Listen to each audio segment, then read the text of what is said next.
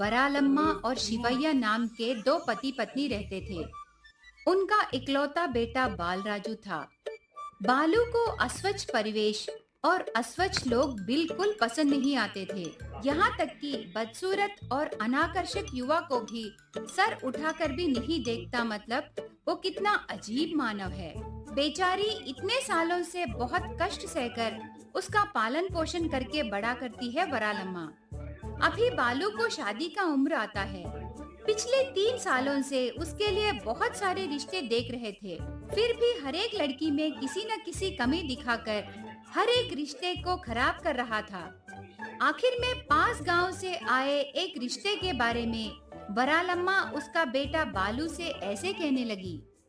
देखो रे बालू, तेरे लिए रिश्ते देख देख के 3 साल हो गए हैं। इस तरह कोई ना कोई बहाना कहते गए तो इस जन्म में तेरी शादी नहीं होगी। फिर भी तेरी किस्मत अच्छी है जो एक अच्छा रिश्ता आया है। लड़की कुंदन की गुड़िया की तरह बहुत सुंदर है। ऊपर से घर के कामकाज करना और खाना बनाना भी बहुत अच्छी तरह से आता बोले। इसीलिए अगर तुम कोई बहाना नहीं कहने से कम ये रिश्ता कायम होगी। नहीं तो तेरे लिए रिश्ते देखना मुझसे नहीं होगा बालू। उसके बाद तेरी मर्जी। ऐसे डट के कहने पर बालू बहुत सोचकर माँ से ऐसे कहने लगा। ठीक है माँ, तुम इतना कहती हो तो मैं ये विषय के बारे में थोड़ा सोचूंगा। पर लड़की का फोटो मुझे दिखाओ। वो लड़की कौन सी गुड़िया है मैं डिसाइड करूंगा। ऐसे कहने पर वरालम्मा अंदर जाकर उसका फोन लाकर उसमें रहे वो लड़की वाले भेजे लड़की का फोटो बेटे बालू को दिखाती है। उस लड़की का फोटो देखकर बालू का दिमाग घूम जाता है। वो लड़की से शादी करना उसका भाग्य है जैसे लग रही थी उस लड़की की सुंदरता। दुल्हन की फोटो देखकर बालू उसके माँ से ऐसे कहने लगा।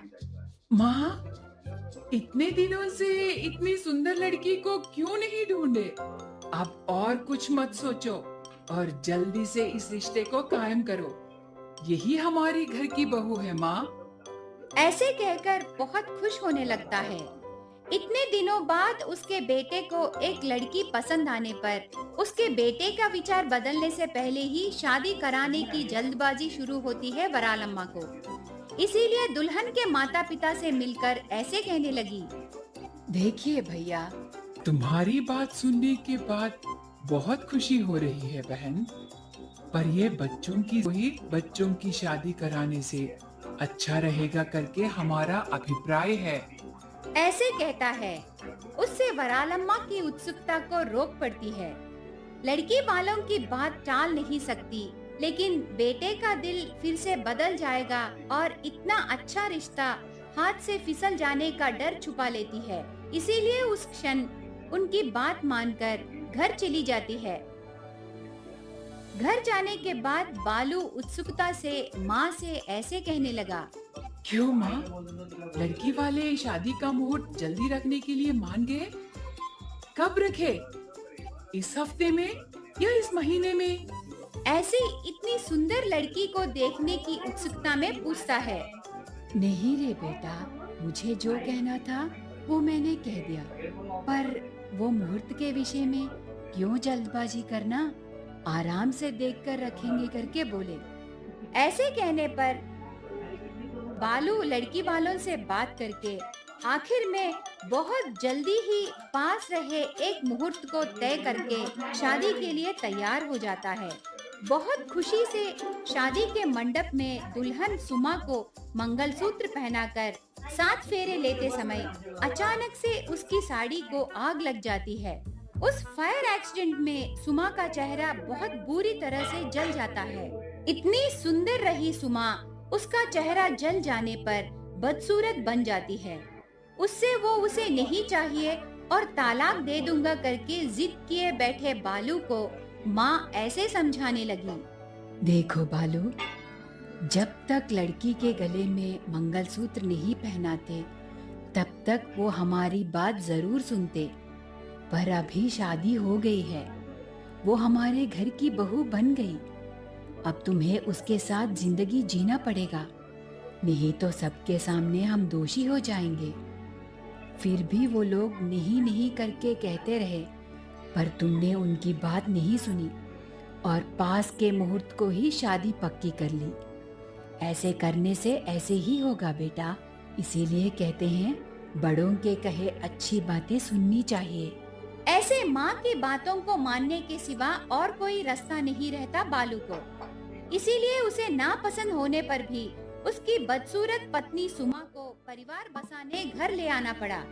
थोड़े दिनों बाद सुमा को जलन के चोट ठीक हो जाने पर भी उस चोट से हुए धब्बों के कारण सुमा बदसूरत दिखाई देने लगती है। इसीलिए बालू को उसे देखना भी पसंद नहीं आता था।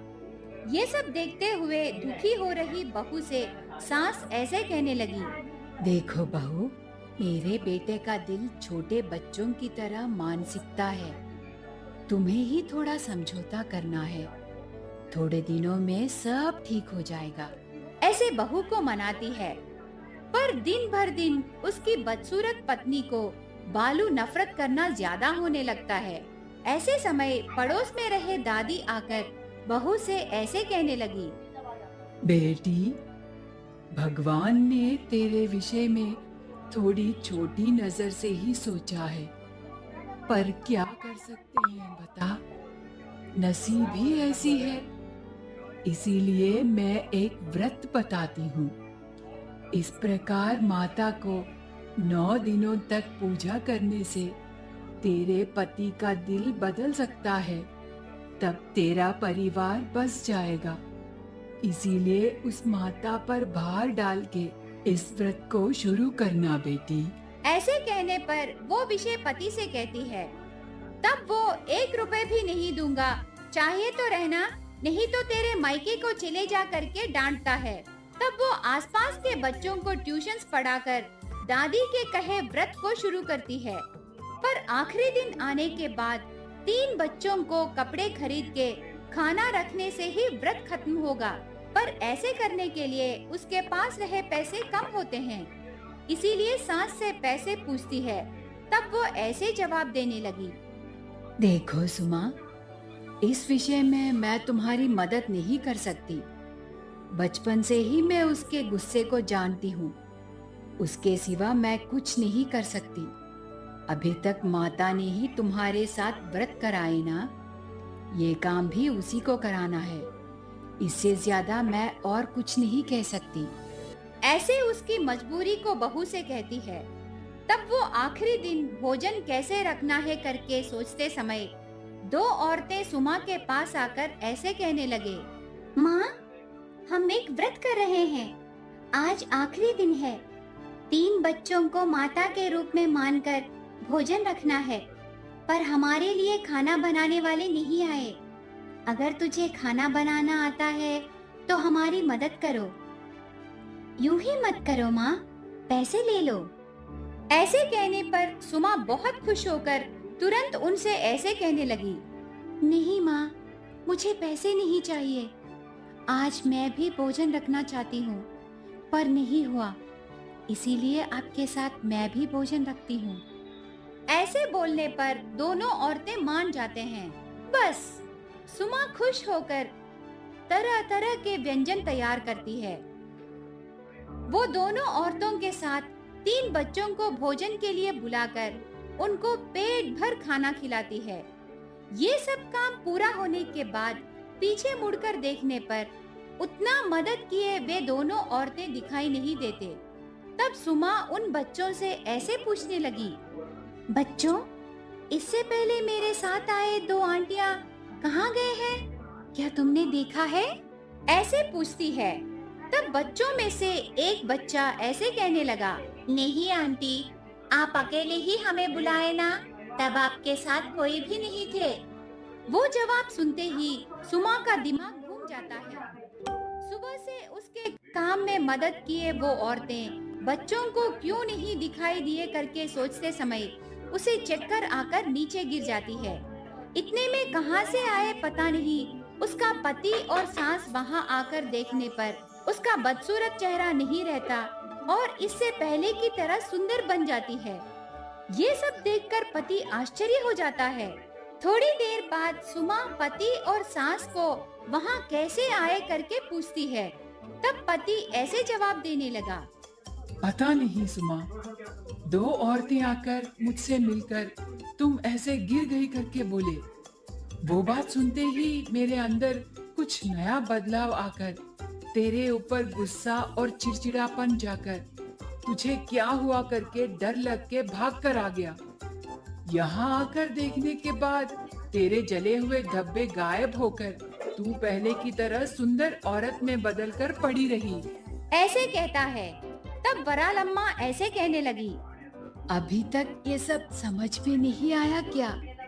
सुमा के लिए माताएं ही नीचे आकर ये सब किए हैं बेटा।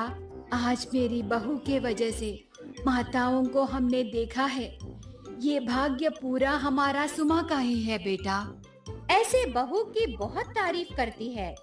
उसके बाद वे दोनों माँ बेटे उनके गलतियों के लिए सुमा से माफी मांगकर उसके साथ मिलकर घर जाते हैं। उसके बाद सब मिलकर खुशी से जीने लगे। इस प्रकार उसके बदसूरत भक्त के लिए खुद माता ही नीचे उतरकर आती है